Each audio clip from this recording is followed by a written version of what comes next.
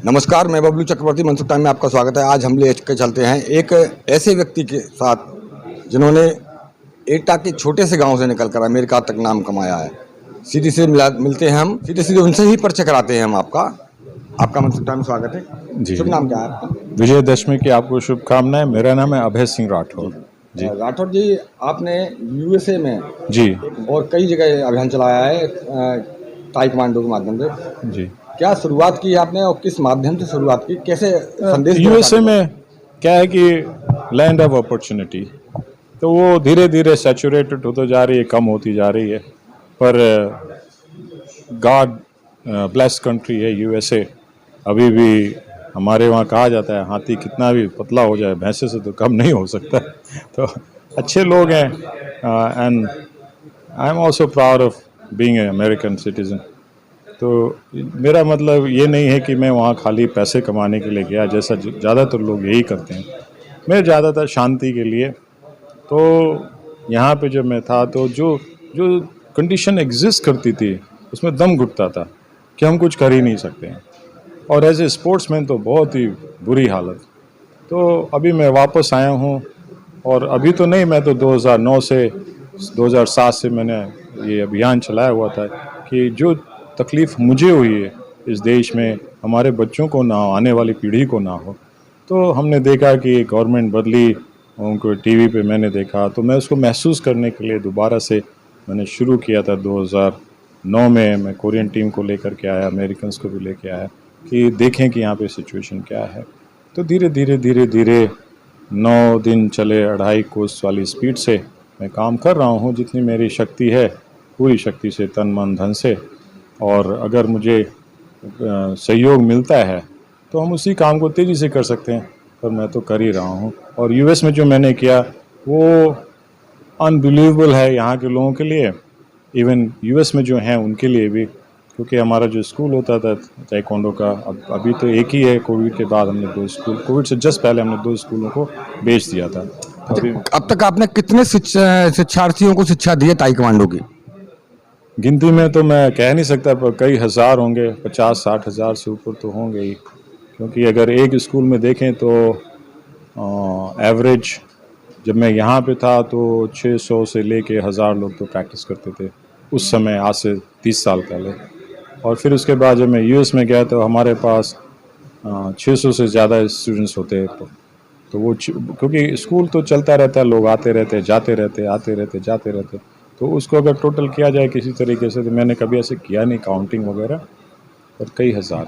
अच्छा, व्यस्तता के इस समय में आप ताइक्वांडो क्यों जरूरत है लोगों को, इसकी बारे में आप थोड़ी जानकारी दीजिए। ताइक्वांडो का तो बहुत ही विस्तृत क्षेत्र है, जैसे स्पिरिचुअलिटी है कि विस्तृत क्षेत्र होता है, हर आदमी को अपने तरीके से उसको देख सकता है, समझ सकता है, कर सकता है। तो ताइक्वांडो से जो अभी ज़रूरत है हमारे देश में, फिज़िकल तो है ही है, ओलंपिक में मेडल निकालना तो है ही है, पर उसके साथ साथ हमारी ज़रूरत है कि मानसिक तौर से लोगों को शिक्षित किया जाए, जिससे वो अपना काम कर सके। एम्पावरमेंट की बहुत ज़रूरत है, कॉन्फिडेंस की बहुत ज़रूरत है, और इनसिक्योरिटी को ख़त्म करने की ज़रूरत है। कमज़ोर आदमी में इनसिक्योरिटी होती है, तो इनसिक्योरिटी को ख़त्म करना कि ऐसा करेंगे तो ऐसा होगा, वैसा करेंगे। लोग सोचते बहुत ज़्यादा हैं और अपने पास्ट में बहुत ज़्यादा जीते हैं। तो ताइक्वांडो के थ्रू हम उसमें से निकाल करके उनको एम्पावर करके उनको काम पे लगा सकते हैं, जिसकी बहुत ज़्यादा ज़रूरत है। अनएम्प्लॉयमेंट की लोग बातें करते हैं पर काम नहीं करते, तो उसके लिए ताइक्वांडो बहुत सहभागी हो सकता है, बहुत सहयोगी हो सकता है। चाइना ने किया, कोरिया ने किया, जापान ने किया,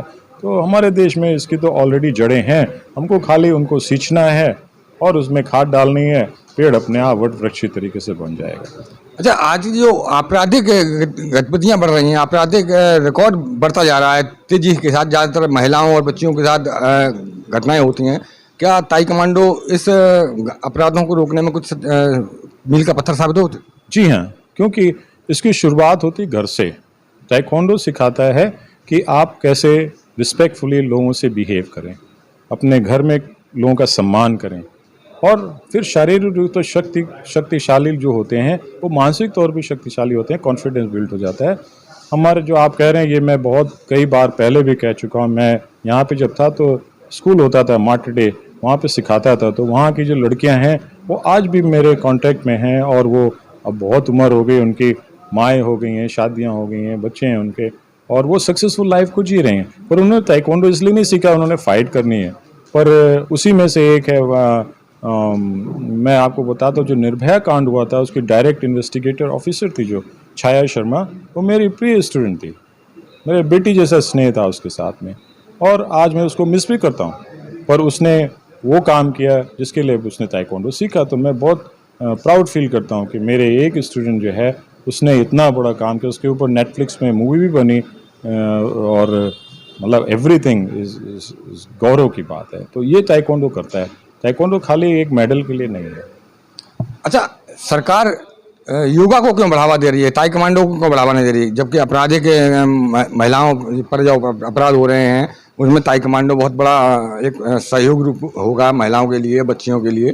तो ऐसे में योगा को बढ़ावा देने के बजाय सरकार को क्या ताइक्वांडो पर बढ़ावा देना चाहिए क्या?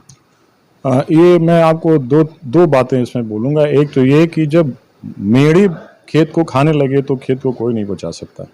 तो हमारी जो संस्कृति विकृत रूप में आज सामने आई है, वो चाहे कोई भी प्रोफेशन हो, उसको लोगों ने दूषित कर दिया है। तो केवल एक किसी मार्शल आर्ट से इसको नहीं रोका जा सकता है। ताइक्वांडो के खिलाड़ी भी गलत काम करते हैं, तो शिक्षक भी गलत काम करते हैं, जो उसको सिखाते हैं वो भी गलत काम करते हैं। अभी एक को पकड़ा गया जो कोच था ताइक्वांडो का, कोलकाता में स्मगलिंग करते हुए। तो ऐसा नहीं कह सकते कि ताइक्वांडो सिखाता है तो ये पूर्ण रूप से वो है, पर हमारे को इसकी ज़रूरत है कि ताइक्वांडो के थ्रू जो मैंने किया, क्योंकि मैंने केवल ताइक्वांडो के इसके अलावा कुछ नहीं किया, पर मैं चाहता हूँ कि थ्रू ताइक्वांडो मैं लोगों को एजुकेट करूँ, अवेयर करूँ कि आपको क्या करना है, क्या नहीं करना है। तो वो बचपन से शुरू होता है और वो धीरे धीरे धीरे परिपक्व होता है।